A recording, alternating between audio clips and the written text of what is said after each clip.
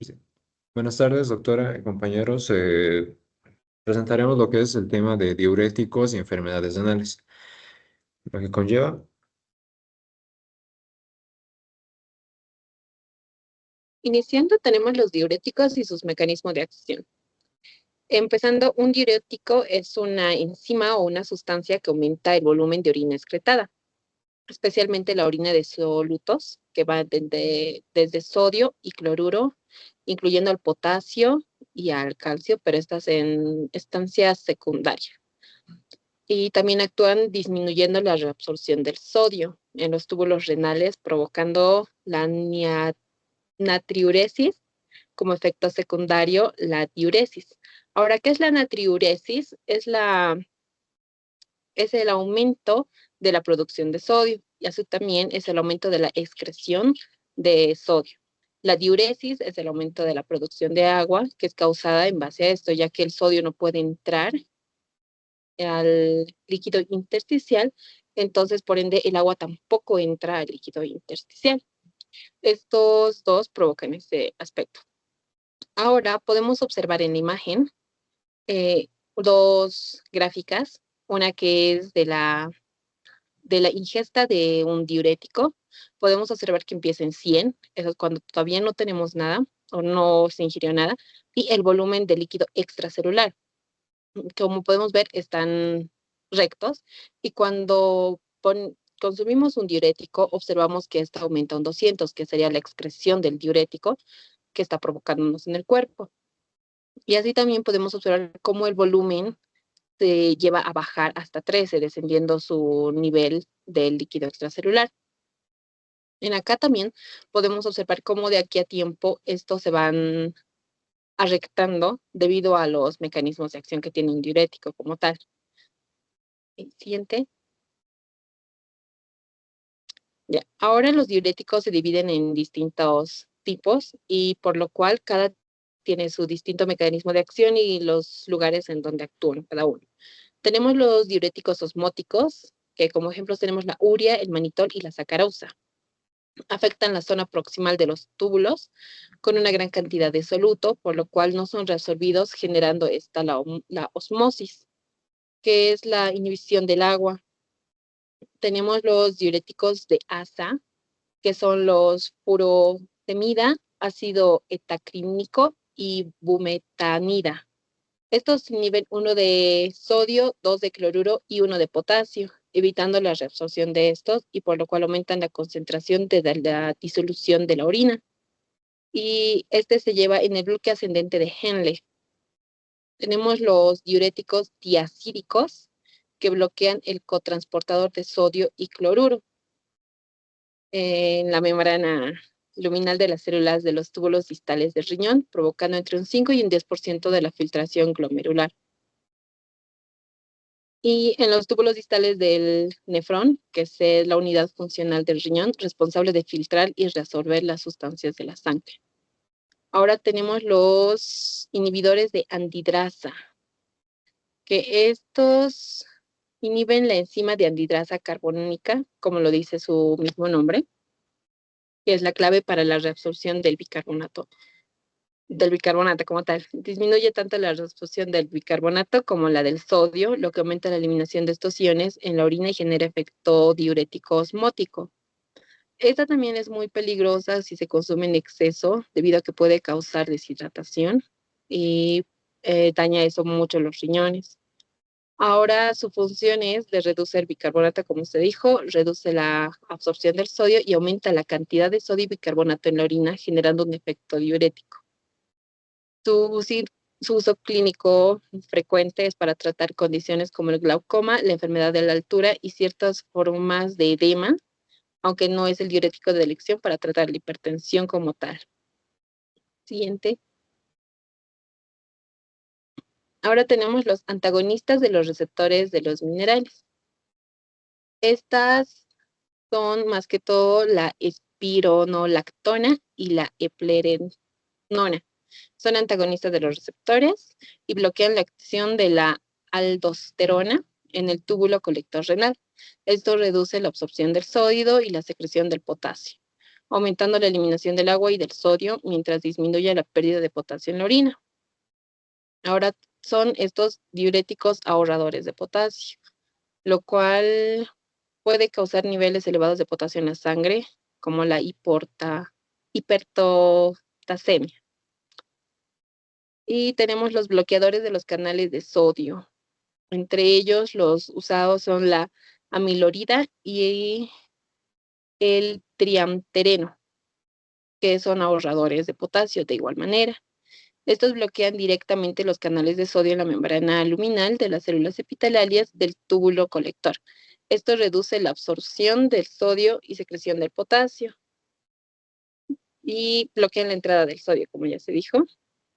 Y en la parte de abajo, en la gráfica, podemos ver cómo cada fase de los diuréticos va ayudando y va haciendo su trabajo en cada lugar de los colectores, que enseguida se van a ver. Siguiente. En esta parte podemos ver una tabla que tiene el libro de Guyton y Hall, donde se organizan los diuréticos y los mecanismos de acción que cada una de estas tiene. Y el filtro de acción tubular es donde estos actúan cada uno. Y como podemos ver en la imagen de la derecha, está el nefrón, donde se observa los túbulos de acción donde cada una de estas conlleva su acción, se puede decir. Ahora sí, siguiente.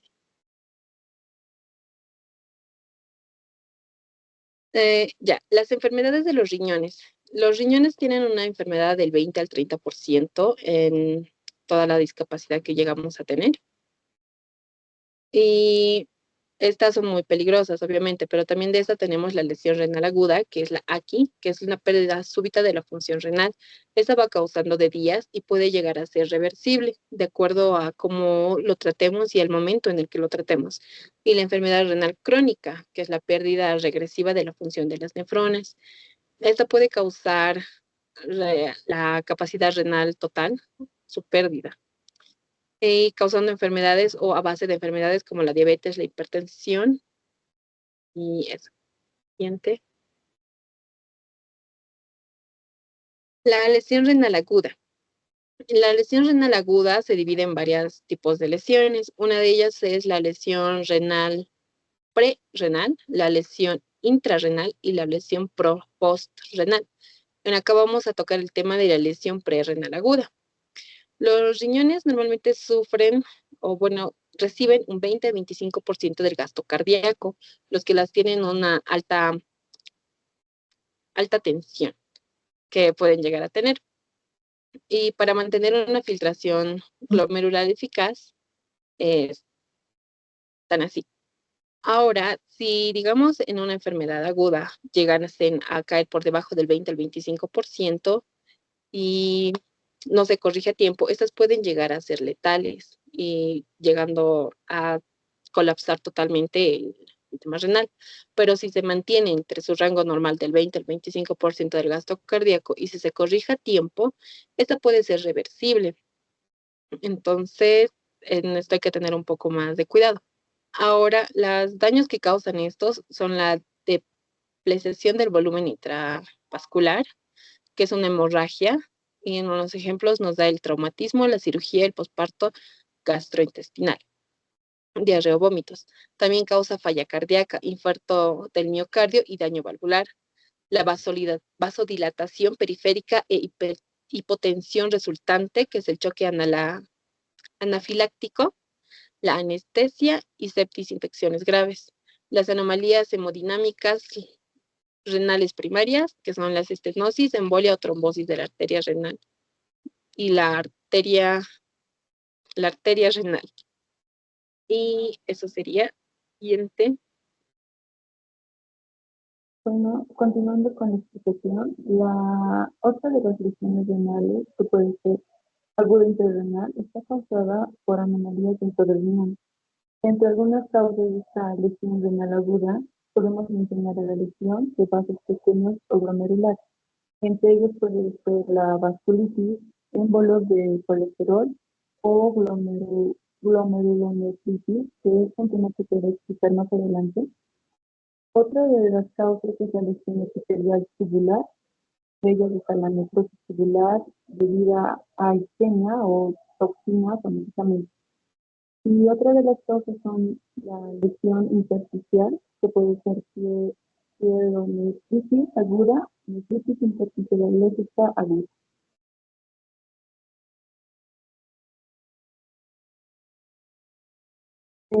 La glomerulonefritis aguda es un tipo de lesión renal causada habitualmente por una lesión inmunitaria anormal, que quiere decir que esta llega a lesionar a los glomérulos. Entre esas, podemos decir que esta tarda de 1 a 3 semanas, y donde se ve parálisis estreptocócica, amigdalitis estreptocócica o infección cutánea estreptocócica.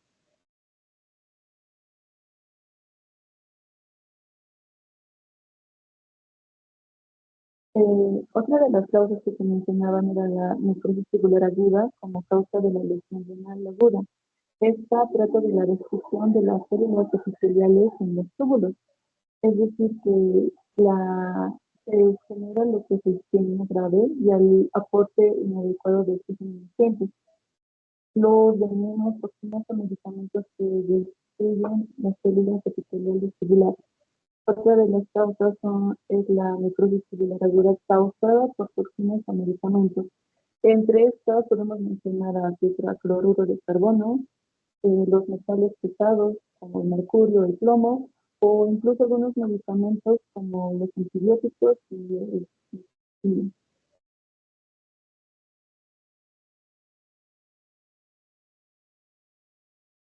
la lesión renal aguda posrenal. Esta es causada por anomalías de la vía urinaria inferior, es decir, que múltiples anomalías pueden llegar a bloquear total o parcialmente el flujo de orina y provocar lesiones. Incluso cuando el aporte sanguíneo renal esté en estado normal. Esta obstrucción de la vía urinaria puede tardar o puede ser entre días o semanas. Algunas de las causas son, uno, la obstrucción bilateral de los uréteres, la obstrucción vesical o la obstrucción de la uretra.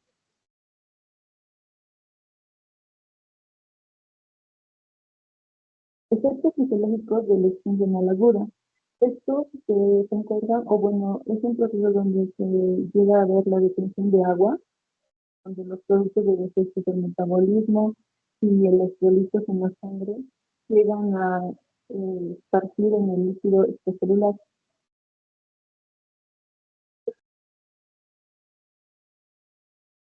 Bueno, continuando con la nefropatía crónica, y esta en sí se asocia a menudo con una pérdida irreversible de las nefronas funcionales. Esta se define como la presencia de un daño renal o una reducción de la función renal, lo que en sí persiste durante unos 3 meses. Se asocia a una progresiva y reversible de un gran número de neuronas de nefronas funcionales. No aparecen síntomas de clínicos, al menos de que las nefronas funcionales se reduzca a menos de 70 a 75%. La tabla de acá, como podemos ver, son algunas causas de la nefropatía crónica. El círculo vicioso de la nefropatía crónica lleva a una nefropatía terminal. Vamos a llevar a cabo la nefropatía terminal. ¿Qué significa? Es el deterioro progresivo de la función renal y una pérdida adicional de las nefronas hasta el punto que en una persona deba recibir una diálisis o someterse a un trasplante de un riñón funcional para en sí la persona pueda llegar a sobrevivir. Entonces, la nefropatía crónica, en sí, la nefropatía crónica es una pérdida irreversible de nefronas funcionales, ¿ya? Lo que conlleva a, a lo que es la pérdida irreversible, como ya lo dijimos. Abajo tenemos unas causas de la nefropatía terminal. Esto es una tabla del porcentaje de causas con las que se puede llevar una persona es la diabetes, con más porcentaje, la diabetes mellitus. Este en sí es un aumento de peso, es excesivo, lo que llevaría a cabo la obesidad. Ese es el factor más importante de las principales causas de la nefropatía terminal. Luego tenemos la hipertensión con un 27%, la glomerulonefritis con un 8% y la enfermedad renal cítrica con 2% y otras y desconocidas con 18%. Ahora con las lesiones de vasos renales como causa de la nefropatía crónica. Estos tienen tipo de lesiones vasculares que llegan a dar lugar a una isquemia renal. ¿Ok? Como primero sería la arteriosclerosis. Este sí pasa cuando se forma una placa en la parte de la arteria, lo que es la placa se forma en la arteria estrecha. La 2, la hiperplasia fibromuscular. La hiperplasia fibromuscular no es más ni menos que un crecimiento de células fibrosas en la parte de la arteria. Y la última, que es la nefroesclerosis. La nefroesclerosis es el engrosamiento de luz. ¿Qué pasa? Que no llega a dar un paso de sangre y esta sangre no puede llegar. Luego, con las lesiones de los glomérulos como la causa de la nefropatía crónica. Y esto sería la glomerulonefritis. ¿Ok? Es una enfermedad lentamente progresiva que lleva a menudo a una insuficiencia renal e irreversible. Acá abajo llegan, como le decimos, son las causas de la nefropatía. ¿Cómo sería la primaria y la secundaria? La primaria sería la glomerulonefritis aguda y la secundaria sería la lupus eritematoso sistémico. De ahí las lesiones de interacción renal como causa de la nefropatía crónica, la nefritis intersticial. ¿Qué es la nefritis? Es una enfermedad o enfermedades primarias y secundarias del intersticio renal que se denomina así nefritis. Las causas son las vasculares, las glomerulares y las tubulares. Estas en sí destruyen nefronas individuales que pueden consistir en una lesión primaria del intersticio renal por tóxicos. Y el síndrome nefrótico, que sería la excreción de proteínas en la orina. Se caracteriza por la pérdida de grandes cantidades de proteínas plasmáticas en la orina. Fácilmente es eso lo que se puede decir. Se desarrolla en pacientes con nefropatía. ¿Ok? Abajo tenemos las causas como tales son la glomerulonefritis crónica, que en sí afecta sobre todo a los glomérulos y a menudo en sí aumenta a muchos más la permeabilidad de la membrana glomerular. La amiloidisis, que se debe a un depósito de una sustancia proteinácea anormal en las paredes. Ya acaben los vasos sanguíneos que tienen una alta gravedad de la membrana basal de los glomérulos. Y el otro sería el síndrome nefrótico por cambios mínimos. Esto lleva más a niños de 2 a 6 años, que en sí llega a ser una pérdida de hasta 40 gramos de proteína plasmática al día. Y luego la concentración plasmática de proteínas de niños sería de 2 gramos sobre de litro. Y la presión coloidosmática de un valor normal es de 28 a menos de 10 miligramos. Bueno, continuando, la función de la nefrona en la enfermedad renal crónica, podemos decir que la nefrona cumple un papel principal, que es la enfermedad renal crónica. Las pérdidas de nefronas funcionales exigen que las nefronas sobrevivientes excreten agua y solutos, como se puede ver en el diagrama. Cuando la filtración glomerular está al 80% se excretan cantidades normales de agua y de electrolitos. Por otro lado, si esto llega a ser a menos del 5 al 10%, será lo que es la muerte y acumulación de agua y electrolitos. Por lo que podemos decir que la detención de creatinina es proporcional al porcentaje de neutronas destruidas.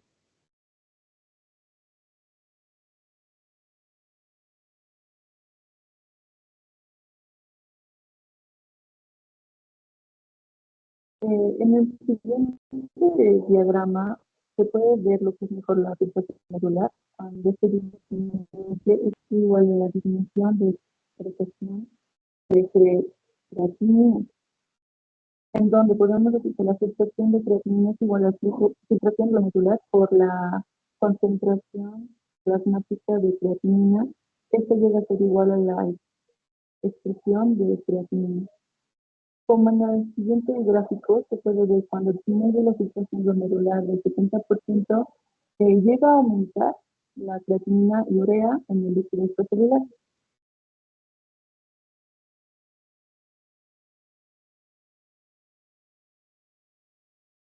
Esto se debe al aumento del flujo sanguíneo y de la filtración glomerular en cada nefrona sobreviviente. Esto lleva a una hipertrofia de los vasos sanguíneos y de los glomérulos. Los vasos sanguíneos llegan a dilatarse. Como se puede ver en la tabla, en una parte que es la normal y la otra que es la pérdida del 75% de neutronas, el número total de neutronas en el lado normal llega a ser de 2. Por el otro lado llega a ser 500.000. Se puede ver una mayor diferencia en el flujo filtración glomerular de la nefrona en nanolitros por minuto, donde en la sección normal es de 62.5 y en la pérdida del 75% de neutronas llega a aumentar a 80. Como también se puede ver en el volumen afectado por nefronas de los nanolitros por minuto, en la parte normal en 0.75 y por la parte pérdida del 75% aumentaba a 3. Esto lleva a cabo lo que es la hidrogenuria, que es la incapacidad del riñón de conectar o diluir la orina.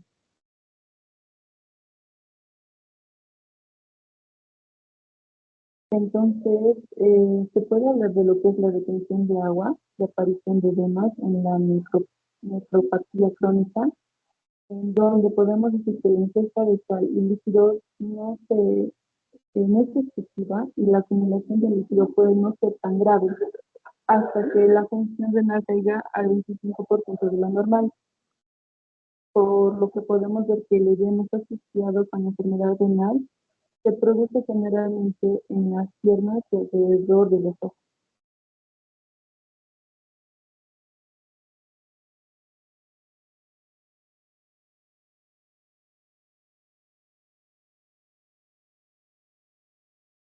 Ok, ahora yo voy a hablar del aumento de urea y otros nitrógenos no proteicos. Primero, los nitrógenos proteicos. Estos incluyen la importantes. Estos son productos finales del metabolismo y deben eliminarse del cuerpo. ¿Qué es la azoemia? La azoemia es la acumulación de estos desechos nitrogenados y estas concentraciones, en especial de la urea, se elevan hasta 10 veces su valor normal en 1 o 2 semanas que los riñones no funcionen correctamente. Siguiente, por favor. La acidosis en la enfermedad renal crónica. Cada día el cuerpo produce normalmente entre 50 a 80 milimoles más de ácido metabólico que de alcalí metabólico. Lo que quiere decir que cuando los riñones no funcionan correctamente, el ácido se acumula en ellos y en los fluidos corporales. El cuerpo tiene amortiguadores, que los amortiguadores corporales aguantan entre 500 a 10 milimoles de ácido. Sin embargo, cuando se agota este poder amortiguador, el pH cae y el paciente entra en coma y morirá si el pH baja a los 6.8 de pH. Siguiente, por favor. También existen los trastornos tubulares, que existen varios mecanismos responsables del transporte de diferentes sustancias. Entonces, si un gen requerido está ausente o es anormal, los túbulos pueden ser deficientes en las proteínas transportadoras. Y de estos tenemos las siguientes deficiencias. La siguiente, por favor. Primero tenemos la glucosuria renal, que se refiere a la insuficiencia de los riñones para reabsorber la glucosa. La aminoaciduria, que es la deficiencia de los riñones en reabsorber los aminoácidos. Y la hipofosfatemia renal, que sería la insuficiencia de los riñones para reabsorber el fosfato. También tenemos la ácido tubular renal, que esta sería la secreción tubular reducida de iones de hidrógeno. La siguiente, por favor. También tenemos la diabetes insípida nefrogénica, que sería la insuficiencia de los riñones para responder a la hormona antidiurética. Y los siguientes tres síndromes que nos hablan de, primero tenemos el síndrome de Fanconi, que es el defecto reabsorbente generalizado de los túbulos renales. El síndrome de Bartter, que es disminución de la reabsorción del sodio, cloruro y potasio en las asas de Henle. Y el síndrome de Hittelmann, que se refiere a la disminución de la reabsorción del cloruro de sodio en los túbulos distales. La siguiente, por favor. Aquí les voy a explicar lo que es el tratamiento de la insuficiencia renal mediante trasplante o diálisis de un riñón artificial. Primero, el trasplante de un riñón. El trasplante exitoso en un paciente puede restaurar la función renal a un nivel suficiente como para mantener la homeostasis esencial. Y también les voy a explicar un poco de la diálisis, que hace pasar la sangre a través de los canales sanguíneos diminutos, delimitados por una membrana delgada. Cabe recalcar que una persona que recibe un trasplante tiene más probabilidades de vivir más tiempo que una persona que realiza la diálisis.